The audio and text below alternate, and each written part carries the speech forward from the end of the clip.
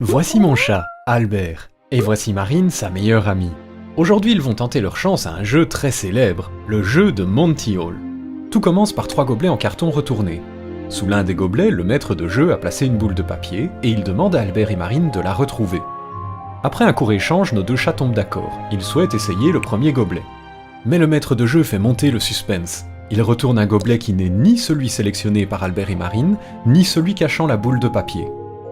Le cœur du jeu de Monty Hall réside dans le choix à présent laissé à nos deux chats. Ont-ils intérêt à rester sur leur choix initial, ou doivent-ils changer et retourner ensemble le gobelet C ?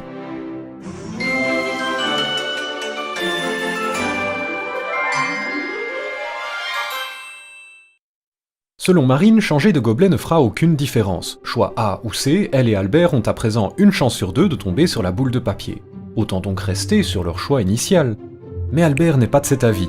Très persuasif, il obtient l'accord de Marine pour retourner prudemment le gobelet C. La boule de papier se cachait-elle en dessous ? Qu'en pensent nos spectateurs ? Votez maintenant via votre smartphone.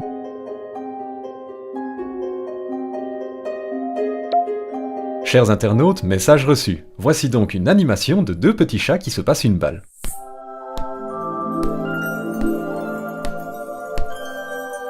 Revenons-en à Albert et Marine. Hélas pour eux, la boule de papier se trouvait sous le premier gobelet. En général toutefois, la stratégie du changement de gobelet maximise bien les chances de gagner, et je vais le prouver avec une petite expérience facile à reproduire à la maison. On demande à notre maître de jeu de préparer 15 rangées de 3 gobelets et de placer une boule de papier au hasard sous l'un des gobelets de chaque rangée. Une fois tout en place et la position de chaque boule de papier consignée dans un carnet, le maître de jeu fait jouer Albert et Marine en parallèle, Albert adoptant la stratégie du changement de gobelet, Marine restant toujours sur leur choix initial. Le résultat, 11 victoires pour Albert et seulement 4 pour Marine. Ces résultats peuvent être raffinés par simulation numérique. Je demande à mon ordinateur d'artificiellement construire 15 000 rangées de 3 gobelets et de placer une boule de papier au hasard sous l'un des gobelets de chaque rangée. L'ordinateur simule ensuite 2 agents.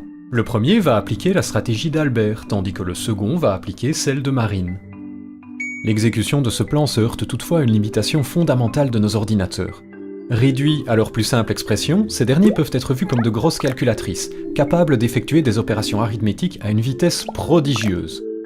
Simuler le lancer d'un dé, choisir un gagnant parmi les participants d'un concours ou encore placer une boule de papier sous un gobelet parmi 3 sont autant de choses que nos ordinateurs sont incapables de faire, car ces instructions impliquent une part de hasard. Et le hasard, ça ne se décompose pas en une suite d'opérations arithmétiques. Heureusement, les sources de hasard naturelles dans lesquelles nous pouvons puiser sont nombreuses. La plus spectaculaire de ces sources, ce sont les décharges électriques qui ont lieu pendant les orages. Peu de gens le savent, mais chaque éclair agit durant sa courte existence comme une puissante antenne émettant des ondes radio dans toutes les directions.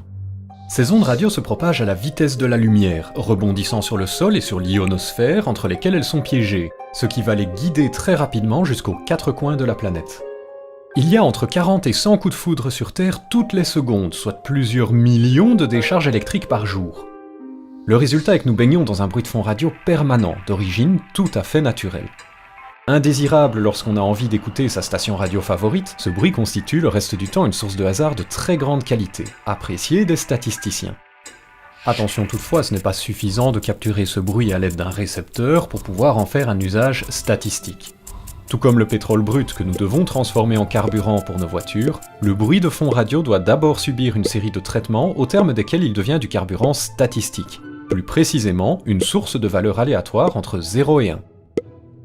Il y a un site qui fait tout ça gratuitement, en temps réel, c'est le site random.org. Pour obtenir des valeurs entre 0 et 1 sur ce site, il faut passer la souris sur Numbers et cliquer sur Decimal Fractions. Le premier champ permet de spécifier combien de valeurs seront fournies, c'est-à-dire la quantité de carburant dont on a besoin. Ces valeurs seront différentes à chaque nouvelle requête. Comment les utiliser pour par exemple simuler le lancer d'une pièce de monnaie est assez simple. Si une valeur se trouve entre 0 et 1,5, on dira que la pièce est tombée sur face. Entre 1,5 et 1, on dira que c'est pile.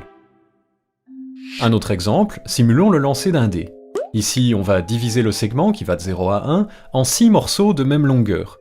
Lorsque la valeur tombe, par exemple, sur le second morceau, on dira que le résultat du lancer est 2. Si la valeur tombe sur le troisième morceau, alors le lancer a donné 3. Au total, il y a assez de carburant pour simuler 10 lancers. Revenons au problème de Monty Hall. À l'aide de random.org, je peux maintenant placer mes 15 000 boules de papier virtuelles en dessous de mes 15 000 rangées de gobelets retournés. Et les résultats de la simulation sont clairs. La stratégie du changement de gobelet amène Albert à gagner 9 972 fois contre 5 028 fois pour Marine. Cette simulation permet par ailleurs de quantifier les choses avec beaucoup de finesse. Il semble qu'on gagne 2 fois sur 3 avec la stratégie d'Albert, mais seulement 1 fois sur 3 avec celle de Marine. À l'issue de cette vidéo, je ne voudrais toutefois pas que mon chat pense que pour assouvir les besoins au hasard de leurs utilisateurs, les ordinateurs du monde entier font régulièrement le plein de valeurs aléatoires entre 0 et 1 auprès de random.org ou de sites similaires. En réalité, une brillante génération de chercheurs a réussi l'impossible. Produire un carburant artificiel à partir des opérations arithmétiques quand même, rendant nos ordinateurs autonomes depuis pas mal de temps déjà. De qualité médiocre à ses débuts, ce carburant artificiel est à présent si parfait qu'il est pratiquement équivalent au carburant d'origine naturelle. Le terme clé à retenir concernant ce carburant artificiel est pseudo-aléatoire. Nous en reparlerons dans une future vidéo.